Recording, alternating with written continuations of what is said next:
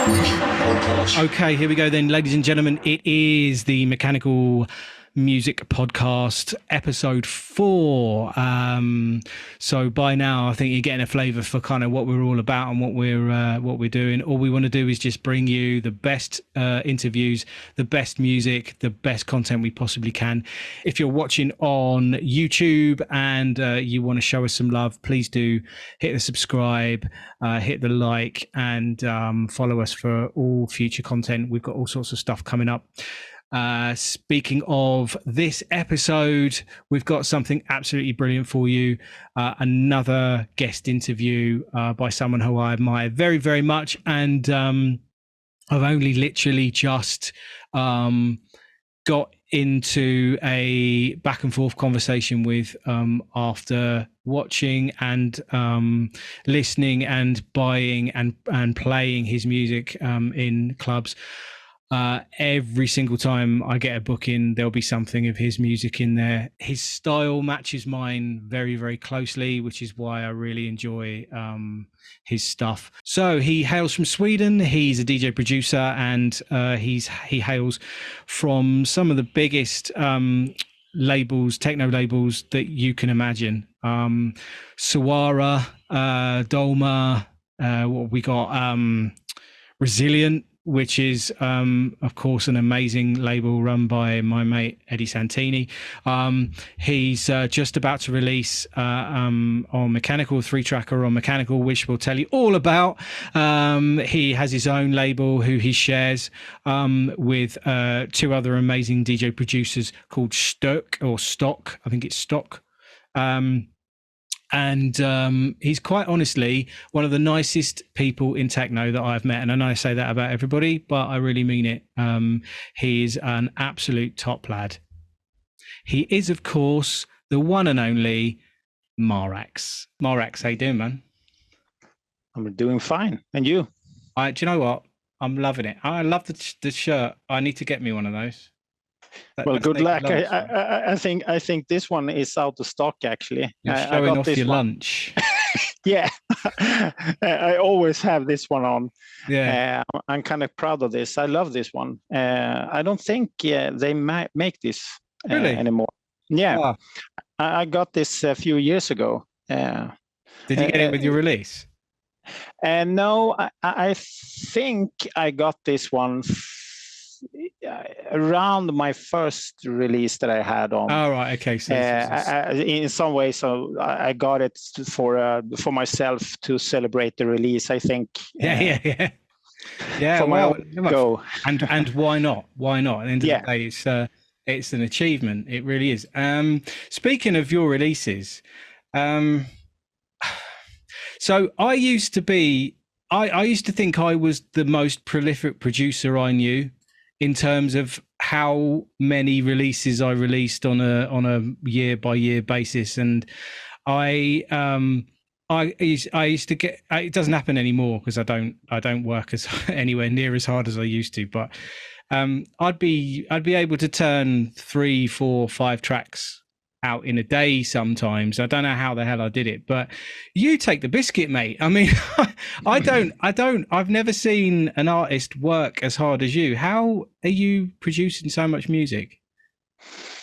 Well, I produce all the time in some ways. I mean, I sit in front of the computer every day. And when I'm not producing, I tend to create a lot of stuff. I record a lot of beats for later use.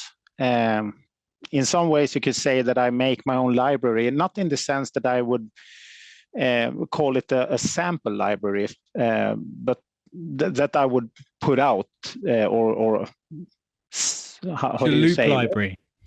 Yeah, in some ways I do that. I mean, I love doing that, just to record, put a sequence out on a virtual synth or whatever, and then I just create.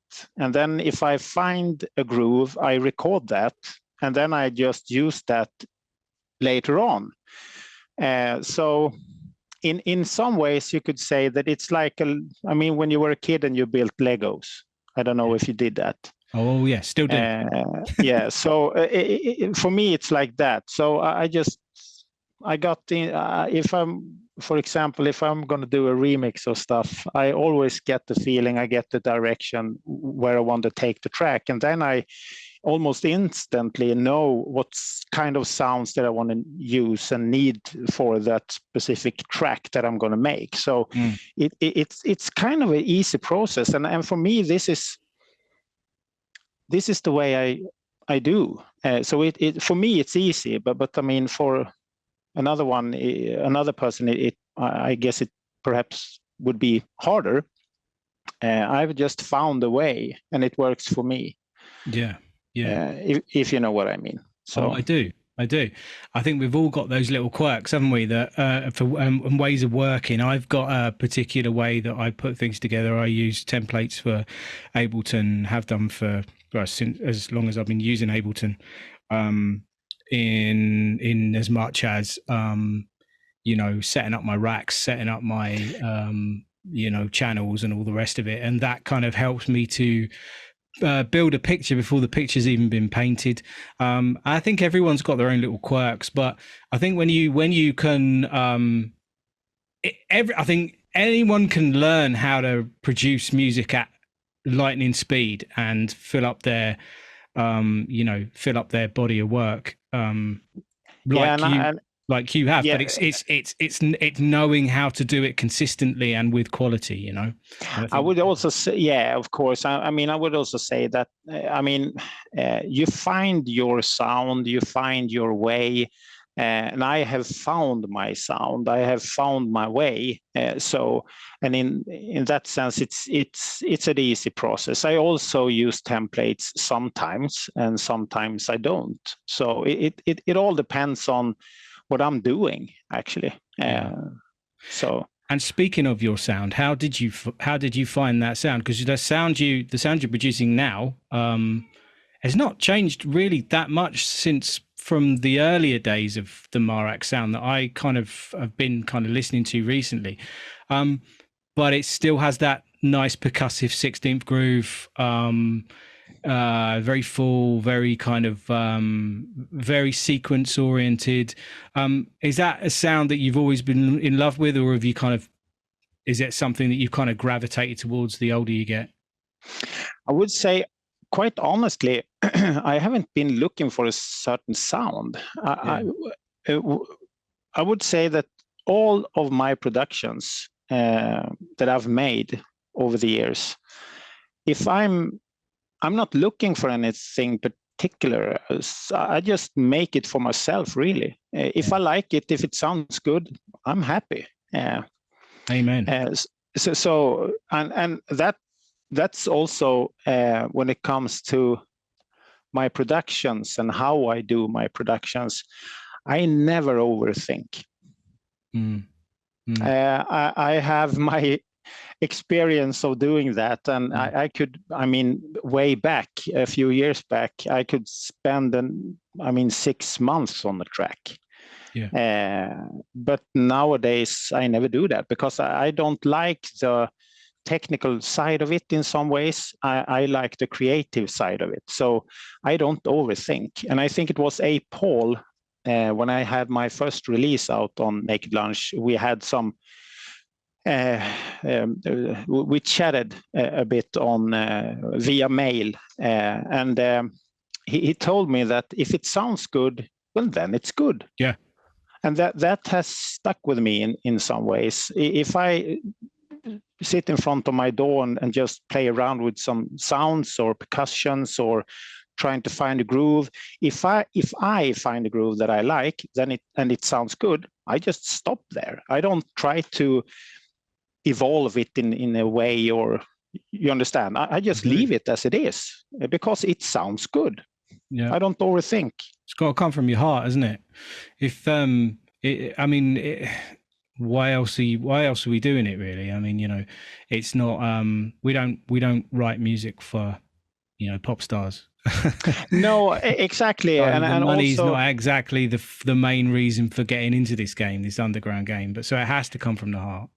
Yeah, and also I like the phrase "keep it simple." And that's in my ordinary life also. I like to keep it simple. So, and when I do music, I also like to keep it simple. I don't like to overthink. So because it gets boring, and I don't know, it kills the process in a way. Right.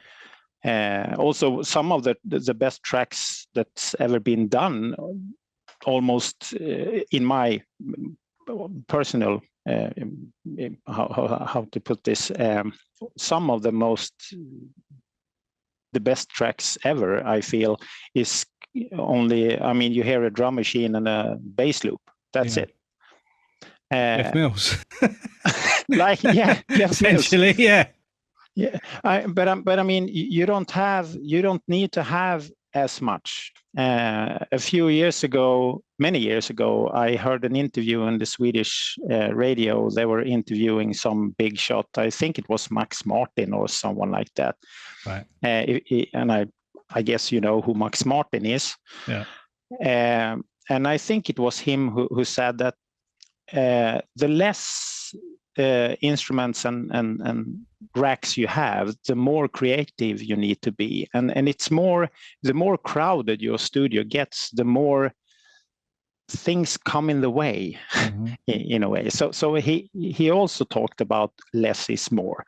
Of course, you need some things to make the track sound good and everything, but I feel that the music comes from the producer. I mean, at the end of the day. Yeah, 100%. So Sweden. Yeah. How are we looking in terms of underground music for Sweden? I know very little about your neck of the woods. So if I was to jump on a plane today and fly over to Sweden in search of a really good techno party, could I find something, or is it something that is still evolving over there? No, you could definitely find these parties. I mean, in the south of Sweden, always you have Stockholm, of course, and you have Gothenburg. But I would say in Stockholm you have a scene, most definitely. Myself, I live in the northern part of Sweden. So where I live, I would say, I mean, we have the scene. Yes, we do, but it's a minor scene. Yeah. But still, we have a scene. But in Stockholm, they have quite a big scene, and the electronic music have been around forever. It feels like. I mean, ever since the early 90s, where the rave scene came. You remember T99, perhaps, Anastasia, around that time, 1991. Unfortunately, I am old enough to remember that, yes. Yeah, and nowadays you and I have to relive the sound all over again. That famous stab. But around that time you had your raves here in Sweden, and forever after that, I mean, the rest is history. Techno and house has always been around in Sweden. So if you would ever come to Sweden and you come to Stockholm, I would guess that you would find a rave every weekend. How are you liking the harder sound over there in terms of techno? I'm not too fond of the industrial techno. I can listen to it, but it's not my cup of tea in a way. The industrial stuff, where you're talking about the stuff that's going on at the minute, the kind of the more like crossover, hard style crossover. 150 plus BPMs with a lot of screamy synths and everything. No, not my cup of tea at all. I can listen to it, but I don't think I have a hard time seeing myself go to a rave and just dance around to that the whole night. I think that I would fry my brain. I need some groove. I need the groove. I need for me, the groove is really important. And I have a hard time to feel. But I have a hard time to find the groove in the industrial sound. So, well, I have the same attitude. It's a contentious issue. It's not the sort of thing that you want to use as a a starting point for a conversation in a podcast. But I do agree with you. I don't. I think it's a generational thing. You know, the millennials and the Gen Zers. It's their sound, and I'm more than happy to take a back seat on that one and not get involved. I have tried, and I've said to many people, I think I mentioned it on the podcast, I've tried. It's not something that I've looked at and gone, oh, I really like that. But I have tried to emulate the kind of that vibe to see if I could make that work on a sound system. But I think it takes a certain person with a certain passion for that kind of feel. But I'm with you, man. It's all about the groove for me. There has to be some kind of groove, maybe a little swing in there, just something just to kind of get the body moving, you know, and stomping your feet around and throwing your arms around in the air for 8 hours is tiring, man. Yeah, it is. But then again, I'm not. I have never been that kind of person who listen to specific genres. Yeah. I always listen to, how to put this, well, if I get the groove, it doesn't matter if it's hard rock or soul or hip hop or industrial techno or whatever. If it touches me in a way, then I'm there, most definitely. But when it comes to, I would say, if you would sit around the house for an evening and you say that you were going to be at home and just listen to some music and you want to kick back and chill, for me it's easier to do that with the more that kind of techno that I like, like the ones that I'm producing myself, or the things that you do, or say the I don't know, the more hypnotic raw stuff perhaps. But I would have a hard time to listen to like death metal or hard industrial techno that is way over 150-55 beats per minute, because then it doesn't, how to put this, it doesn't mean that I don't like it. I just don't want it too much of it. I don't. Yeah, the value is different for you than it is for somebody else, and I'm the same. You know, I'm all for allowing every you know, people their own individuality, and that's what it is. That's what we're all about. At the end of the day, producers, we are the procurers and the purveyors of individuality. We allow people to be themselves through the music we produce, and I think that's when you forget that as a producer, that's when you start to decide that this game isn't for you.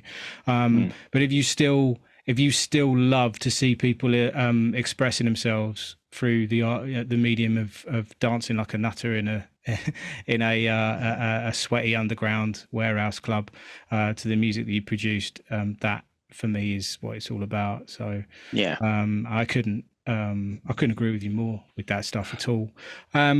So I've got some questions here. Let's ask you some off the board then and see how we get on. So when you're crafting a DJ set, how are you approaching that? Are you looking to use that as a platform to promote your own material, or are you looking to kind of look at what's going on around you on a local level, i.e. people that you know, producers you know, to support them? Or are you looking to, if it's good and it fits in your journey, you're just going to go with it? What's the kind of first initial thoughts when you approach a DJ set?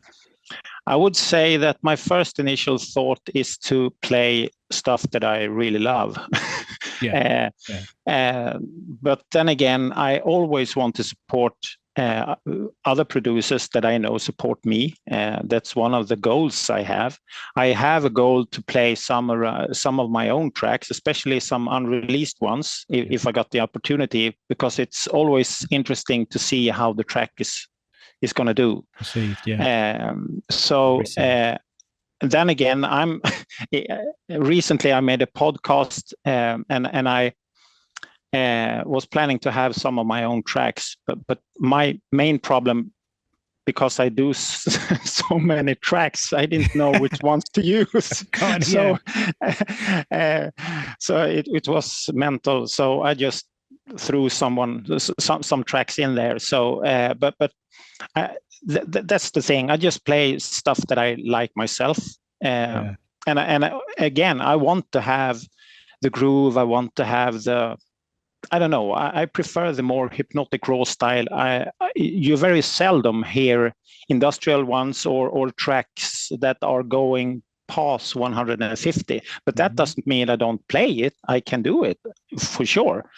But when I do my sets, I tend to be around 142 up to say 146 ish BPMs, because that's the sweet spot for me. Perfect. But that's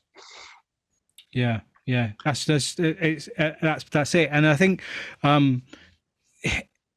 mean, as a DJ, for me, I've evolved quite a lot in the last couple of years, especially from somebody who just fills his set with all of his own music because you just want to hear it in a sound system, to then seeing what works out of the music that you've played, and then maybe revisiting that with people that I've supported, that I have support and love for, plus a few here and there that I just think are just you can't leave them out of the set.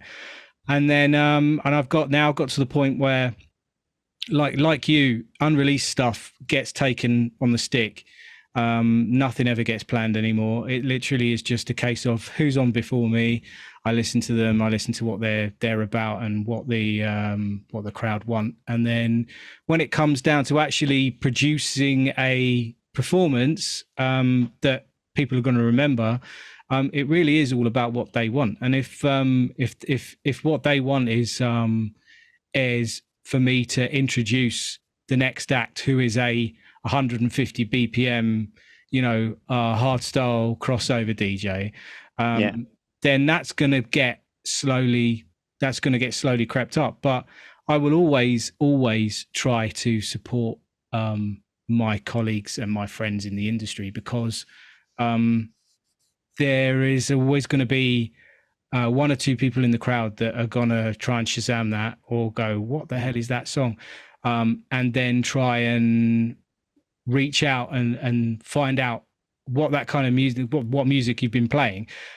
And I love the idea of putting people onto people that I know in the industry, because we really are, it really is a very fractal community, and we're, there are kind of, there's fractals to the way that we that the support is given, and if that's respected, those fractals are respected, you end up with a really good microcosm of support for people that really do deserve it. There really are some amazing producers out there that just do not get the love that they deserve. And I'm always putting his name forward, and I will always continue to put his name forward, not just because he's a close friend of mine, but because he's one of the greatest producers that the UK's ever produced. And producers like AP just do not get the credit that they deserve. And if it was up to me, I would make sure AP was on every headlining set in the UK for the entire year, month in, month out. But unfortunately, that's not the way the world works, and especially with social media. Social media has now skewed the understanding of what it is that we should be doing as a community. So in terms of that, of the whole social media thing, what are your thoughts on the whole on how social media is used to promote artists, and is it that important, or do you feel that there are other ways that we could support each other? Well, I think you have to use the social media, I guess. What else can you do? Social media is a part. It's a part of our lives. But I don't know. I think you mentioned it. You support. I try to support. We need to push and support each other the way that we can. You can do that in all. Not just by play other producers' track when you have the possibility to play other producers' track and support them but then again, you can always when you and I talk. I mean, you mentioned AP. I agree totally. He's wow. I mean, he's such a great Love producer. You, brother. And I haven't had the fortunate to see him perform as a DJ, but I mean, he's such a great producer. He's such a great engineer when it comes to mastering. He knows his stuff. And now when we are talking, we are supporting him. Yes. So I mean, you can support producers in different ways. Social media for me, I try to put out stuff. I make my own little videos when I have releases out, but that's it really. But it's I don't know. I think each and every one of us who are producing have some how to put this. We have our opinions when it comes to this. Yeah. No, but social media is out there, and we have to use it. So we do. It's and now we have the AI stuff as well. Yeah. Well, you mean like as in AI produced music? Is this what we're talking about, or just AI in general?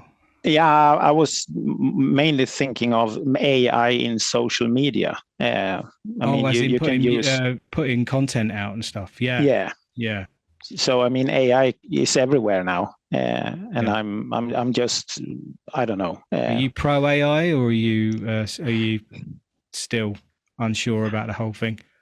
I would say I'm a bit of both. I think I know so little of it. I'm a pro human being, I would say. Yes.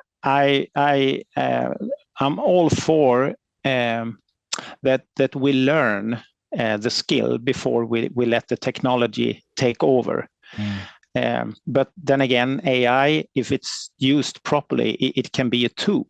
But I don't want to see AI take over. I don't like I haven't read up about this, but I noticed that there is an AI tool now that you can create your own track or something like that, create your music. There is, yeah. I mean, that's kind of scary in a way. Yeah. Because people may use that, of course. Well, I mean, there is that. I mean, the problem is that inevitably you've got the rise of scammers as well. And what I've noticed is people are using AI for all sorts of nefarious things. The other day, you know, Joe Rogan, the podcast, he does. So somebody, I mean, not just him, there's a whole bunch of other people that they're doing this with.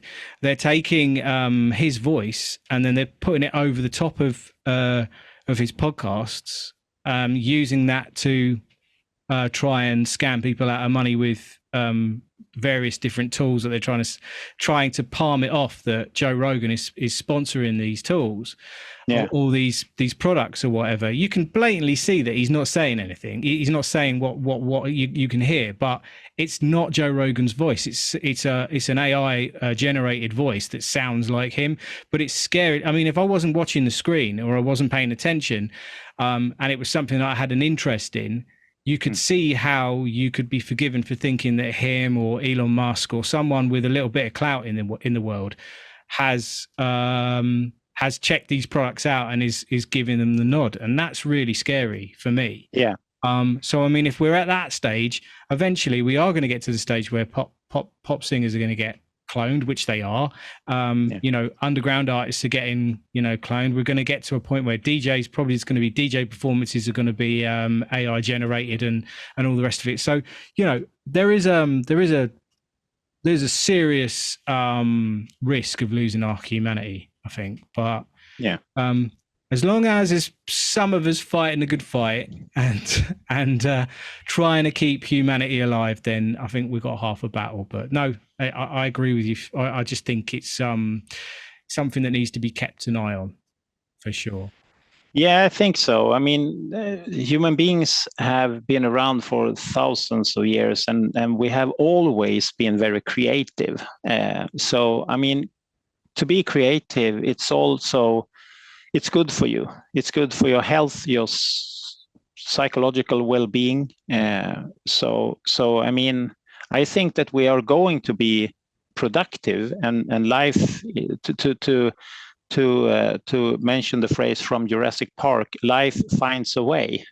And I'm guessing that even the producers and the creators in our scene also going to find their way. Yeah. But I think it will take some time. I think AI will dominate for perhaps several years, but I think that eventually we will come back. But I mean, perhaps that's just naive let's both get on the naive boat together, eh? I don't want to be unnaive if that's naive. Honestly, I'd rather have a bit of faith. So we're going back to the what we're talking about sort of the hypnotic side of techno, which I love. It's for me, it just shades and shapes and atmosphere is all I need, man. And in terms of like the actual kind of hypnotic qualities and that kind of hypnotic techno sound and the sequencing and stuff, how do you go about kind of like approaching the atmospheric side of the music? Is there a particular process you use, like, you know, particular kind of sequences or anything that you kind of like? I don't have a go-to sequencer or something like that. No, I mean, these are going to sound like a cliche, but I'm driven by my feelings when I produce. So I very seldomly think about what I'm doing. I just go. I just move along with my feeling. So I tend to use a lot of automation on my reverbs. And panning around, filtering. What reverbs have you got going on at the minute? Actually, my DAW is Cubase. Right. So I'm using actually the stock ones. Yeah, I'm using the stock ones. And then again, as I mentioned before, less is more. Yeah. I remember the day when I had I had the cracked version of a Cubase VST back in the day, and I think I had like 200-300 plugins, and I never came around to do a proper track because I always tend to find I just search which VST that I wanted to use. So less is more. But I find that the Cubase stock plugins are really good for my sound. And I play around a lot with reverb to manage to get that atmospheric sound. And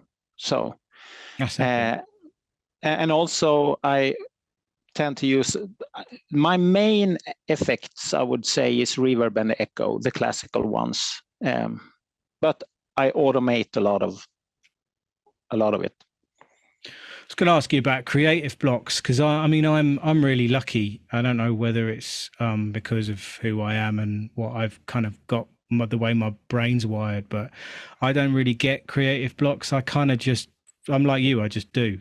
If I'm not feeling something and I feel it's going down the toilet, I'll know pretty quickly, and that'll just go in the bin. I won't even bother keeping it.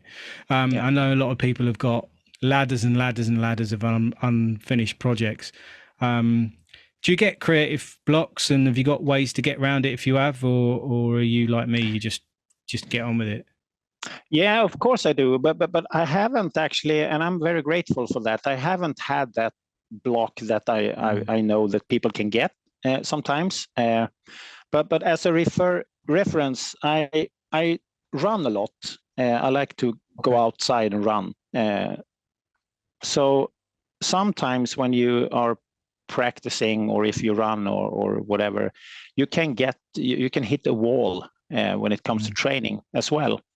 And and then you have the choice. I mean, you can rest a few weeks and hope it will pass, or you just run through it.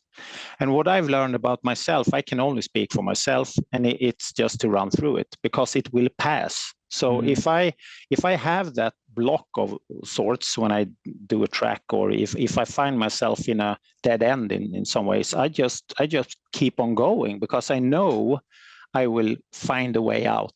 I don't see that as an obstacle. I see that more of a challenge in a way. Yeah. I'm really grateful that I'm not having those blocks that I know people have, because that must be a really, really, really tough one. I mean, especially if you're a guy that loves producing, when producing can be like therapy sometimes. It is for me, 100%. Yeah, and if it can be really mindful at the same time. I mean, you just turn off the reality and just go in the door and create stuff. And I mean, if I would have a block and that would put me in a state where I would not like my DAW anymore for a while, it wouldn't be, I don't know, it wouldn't, I don't think that has to be with the productions overall. I think it has to do with something else, actually, in that case. So. No, I think I agree with you. I say I never had it. It's actually, that's not the truth. I have been through times where I have gone, I can't get off the starting blocks. But it's never been to a point where I kind of just cannot move forward.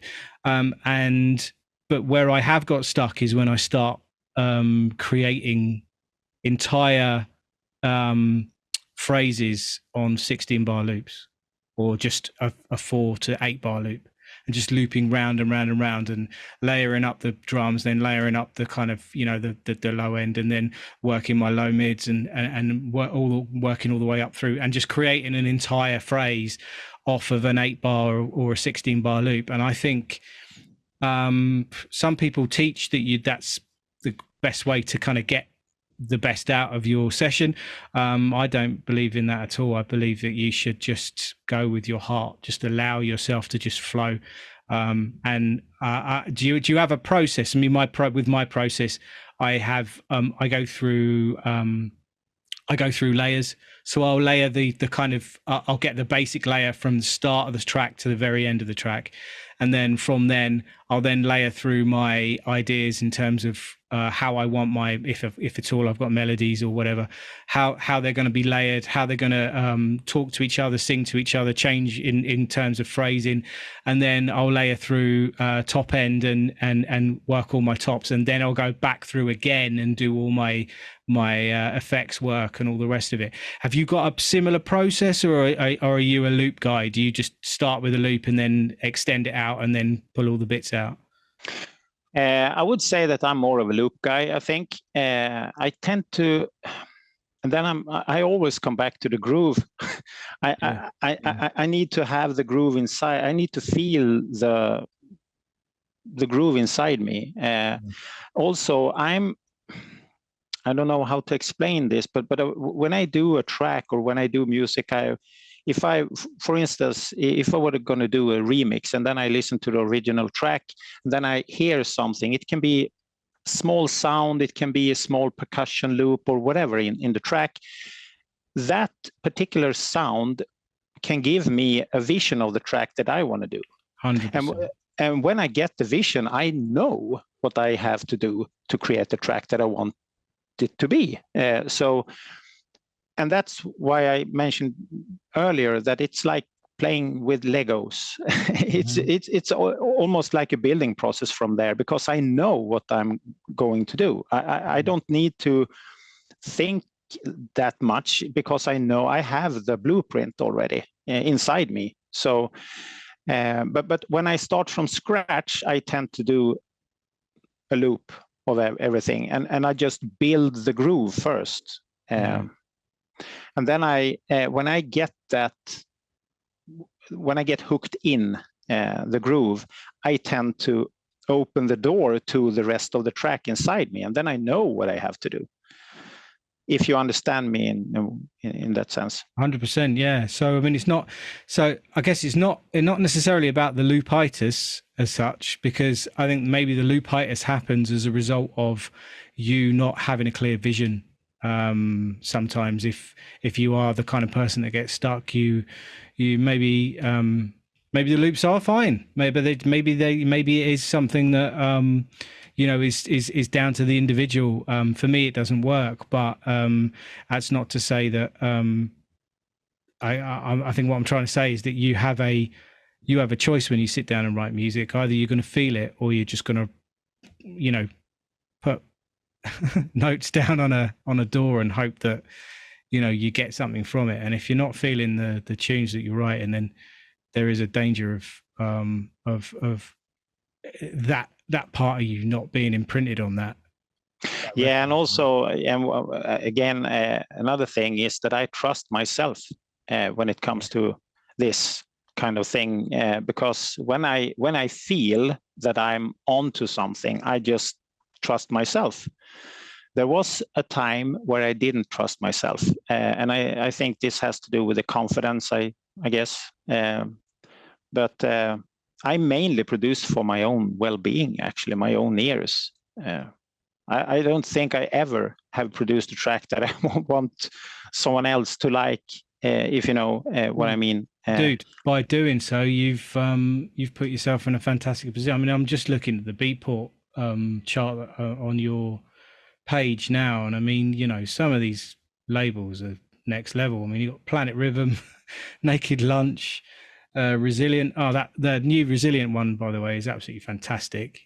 Thank you. And I mean, Eddie's very picky when it comes to having tunes. I know that, and he's just recently. I mean, there was yours, and then there's Ian McCoy, who we've got releasing on Mechanikal as well very soon. Released an absolute storming EP as well just before yours. So I mean, Resilience just stratospheric at the minute for me. And then you got my man Ramon Tapia's label, Say What, which is a really cool kind of strip, laid back version of what I'm used to the MarAxe sound being, and I was really pleasantly surprised about that as well, because it really. Yeah, I would say that I have, and this is just my own opinion, but I would say that I have like two types of sounds in a way. I have the more I have the typical MarAxe sound that you hear on my latest release on Resilient, the Anunnaki EP. Or the one that are coming out people. on yeah, go and buy it, people. And of course the one that I have coming on Mechanikal as well. I mean, you have that type of soon. Yeah, I mean, you have that type of hard techno sound that I do, but then I have the other type that you hear on Planet Rhythm, the Planet Rhythm release, and you hear I have some sort of that sound on my SKiRRA release and on the Say What release, and I have some releases coming very, very soon. This Friday I have a new one coming on Planet Rhythm, and I also have a release coming on the Swedish label Sway, if you're familiar with that one. I'm not familiar with it, but I will go and have a listen to it. Yeah, you definitely should. It's driven by Hertz. Okay. If you know who he is. So, and I mean, Hertz for me is a guy that I have followed many years. I know him about his real name, Pierre Jerksten. He's a top producer, a top DJ, and he's been very influential on the Swedish techno scene and the music scene in general. Amazing. So when he reached out to me after the SKiRRA release and asked if I had some tracks that he could listen to, I was just, I don't know, it was a milestone for me personally. I'm really proud of that release as well. And the sound on that EP is a bit downscaled, but still my sound, but it's not the typical hard techno sound that I do, if you understand. So I have in some ways two areas that I work around nowadays. I actually didn't know you'd released on SKiRRA until I went through the notes. I'm so sorry. I hadn't even heard that. So I'm going to go and listen to that, and I'll buy a copy because I love SKiRRA, man. Great label. Yeah, it's a great label, and you can understand that I was kind of excited. Yeah, when Koyo reached out to me in person and wanted some tracks. Where was that from? Was that from when did he reach out to you because he'd heard something else, or? Yeah, he actually heard my release. I think it was my Planet Rhythm release, and then he had supported that one, and then he just reached out he DM'd me actually on Instagram. Yeah. And after that, it's, well, as I mentioned before, it's history. I made some tracks. I made 8 tracks, and I sent him all the tracks.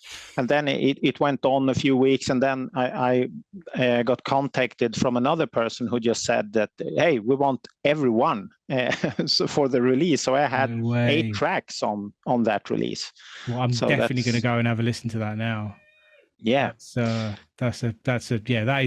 that's a definite milestone for you for sure. Yeah. One that I haven't actually got to yet, but I have got my eye on that. Now I'm kind of getting more into the groove, a little less hard, a little more groovy, a little bit more 16 percussion in what I'm doing now. I have one favorite track at the moment, and that's one of yours. What's it called? Kick Drum Dominator. Kick Drum Dominator. Oh yeah, that's AP's label, isn't it? Oh yeah, Resilient. Refined Format. Refined Format. Yeah. Actually, I haven't got a release from Resilient yet. Eddie, I'm coming for you, bro. But no, I will be getting on that because it's them, SKiRRA. All my stuff always ends up going to Henry Cullen anyway. It's just one of them things. He just ends up with like releasing all my stuff, and AP gets there first because he used to master a lot of the stuff. So he'd be like, "Oh, have you got this released yet?" And I'm like, "No," and he'd be like, "Well, that's mine then." So, but that's also sorry to interrupt you, but I have, that's also a milestone for me because I actually have a release coming. I don't know when it's coming, but it's Refined coming Format. this spring.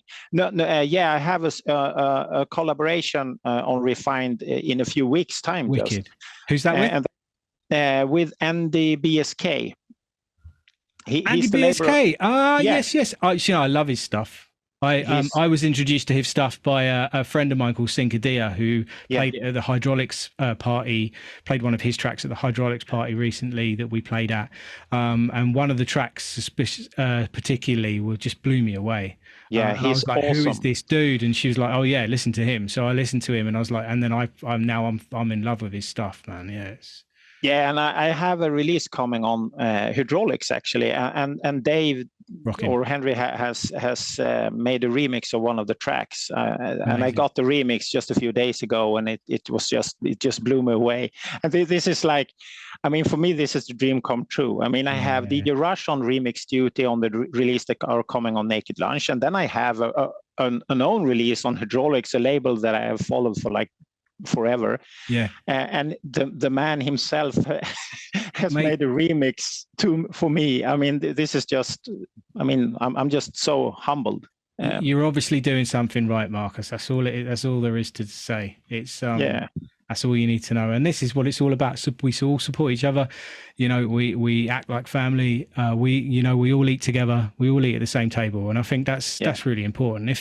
If more people had that attitude, we'd get a lot more done in the industry, and there'd be a lot more respect, I think. When I started doing this, one thing that I really love about the industry and the scene itself is all the connections that you make. Okay, I mean, I don't know. I have spent hours in front of my phone and Messenger and just text people around the world. This is so good. Yeah. I actually, I see the person I'm talking to. I really love this. This is proper. This is old school. This is the way exactly. It should be done. I mean, it might be because I'm an old fart, but at least I'm doing it for the right reasons. Do you know what I mean? Yeah. I don't. But I mean, this is so much better. I don't enjoy having cold relationships. And if I've got to a point, there are certain people that I've even worked with, collaborated with, that I've only ever spoken to them in text format, and for years. And I've known these people for 6, 7, 8 years, but it's just got too long now. It's just too far ahead to a point where I can't, it would just be weird. So I totally plus, understand. I mean, there is a language barrier, and some of them are like, there's a couple of French people and stuff who just can't. They've already said their English isn't good enough for a conversation, so that's fine. And I'm a lazy Englishman. I can't speak another language, so it's just have that problem. but then it's also the other thing that I noticed with myself when I sit and text with a producer from the other side of the world or whatever, I start to get an avatar in my head of that guy. Yeah. And that can be kind of risky because you build some expectations around that guy. You start to, it's in text, it's hard to just don't know if they're good dudes or not. Exactly. Yeah, and it's hard to express. I mean, when you write something in text, a lot of stuff are not going through when we're talking communication. When you and I are talking now, I mean, I can use my hand gesture. You can see me talking and everything. So you get me here. Yeah. That's and Carl, you sort of mentioned about Carl. I mean, I've known Carl for years. I forced him to get on the phone with me. And I don't know if you know Carl that well, but he's very private. He's very introverted. He's not like me at all. Like, I'm a massive loudmouth, but he's very unassuming.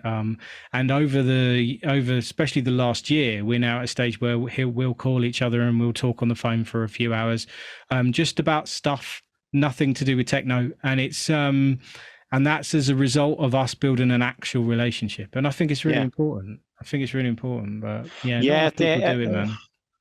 At the end of the day, we as human beings, we love each other. We need each other because we need relations with one another. I'm all about building good, proper, meaningful relationships instead of just transactional stuff. That's not for me. Yeah, awesome. And tell us about Stock, your label. How did that get started, and how's it going? We're three persons behind that label. It's me, Cici Luna, and Hector da Rosa. They're living in Stockholm and Berlin at the moment. We met up. We had talked about the idea of having a label some time. We had done some work together, and then we just met up in Stockholm. I would say, was it a year ago? Time flies, like 2 years ago. Yeah. And then we just said that, okay, let's do this. So the rest is history. We did it. And then I'm the one who has been putting out a lot of releases lately on that label. So, but that's okay. I like to have the label as an output. Recently, and this is something I really love to do. I have dusted off some old tracks that some I have never released, and some I have had released, but never on a label, on a proper label. So I'm doing some reworks of some older tracks, mainly for my own, I don't know, how to put it, my own musical shelf in a way. Yeah. But I really like the tracks actually. So and I do think that they can attract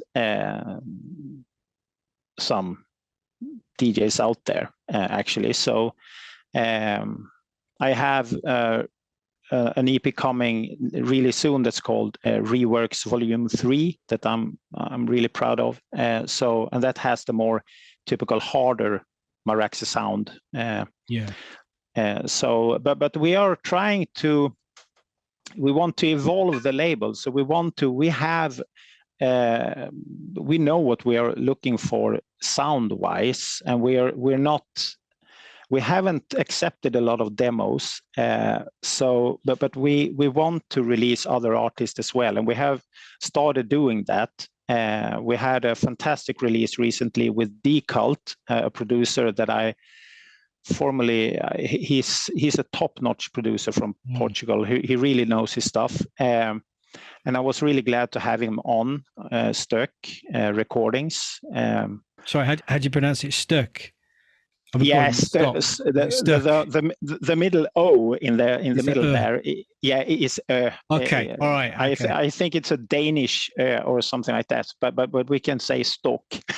No. Stuck's good. Stuck's good. Stuck. Well, I'll check that new release out, and I can see that there's a pre-order here for it. So, yeah. So speaking of pre-orders, we've got one coming up, haven't we? Oh yes. Oh yes, ladies and gentlemen. So it's a free tracker, and I tell you what, when you sent this in, to give you a bit of a background on what actually happened, he actually ended up sending me an absolute library of tracks. I don't know how many there were. There were like 10 of them or something. There was more? I think it was more, wasn't there? There was a lot. Anyway, There was a lot. And Carl Shorts was on the demo duties at the time, I think, and he sent these through. He said, "Have you had all of these?" And I'm like, "Not yet." He's like, "Mate, get back to me when you have."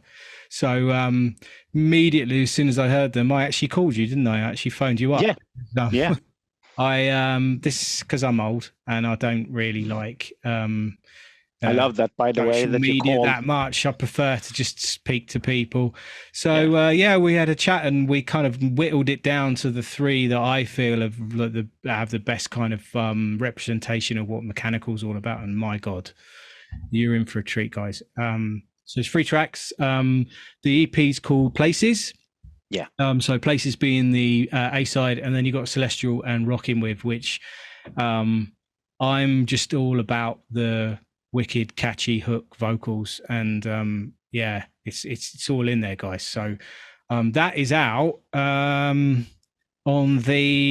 next Friday, isn't it? So at the time of recording, that's next Friday, so that'd be the 5th of April. So that's actually on pre-order now. But I thought it was so cool. I actually gave Marcus my my Shark, because I was going to keep hold of the Shark for a little while, because the Shark was going to go on another one of my EPs, but because it's badass. But I thought this EP was so badass it needed a Shark. I was going to give it to a Cerbic, but he got a badass snake instead. So I must say, I really, really love the cover. Yeah, all very dangerous animals. That's what we're going for. No, but actually, this one is also a milestone for me. Truly, it means a lot to have this out there on Mechanikal, because I followed you as well for several years, and I mean, by God, Carl, he's such a great producer. He really is. Yeah. And I really love as I'm used to call, the sound from England. I mean, you guys have a British sound. British techno. Yeah. UK techno. They used to call it London techno, but the London techno was more of a kind of acidy sort of thing. So we did have this kind of debate recently. I had this debate with Chicago Loop recently about the whole acid, and whether the techno we write is still acid techno, and he feels it still has got that kind of acid, because acid techno isn't all about 303s. But London techno is definitely, we are definitely in a world of our own, that's for sure. Yeah, definitely. So, and I mean, for me, it's I'm very humbled to be in that scene in a way. So it means a lot to have this release out. Well, bro, we're just delighted to have you on board. We really are part of the family, and if anybody knows anything about Mechanikal, they'll know that we are a family. We're not just a cold digital label. We all do things together. We all look out for each other, and we all, try and support each other, whether that be through bookings or through through supporting music, and we're always trying to make sure that the family eats. And speaking of which, when this does get released, guys, if you if you could, go and buy it from Bandcamp, guys, please, because I tell you why.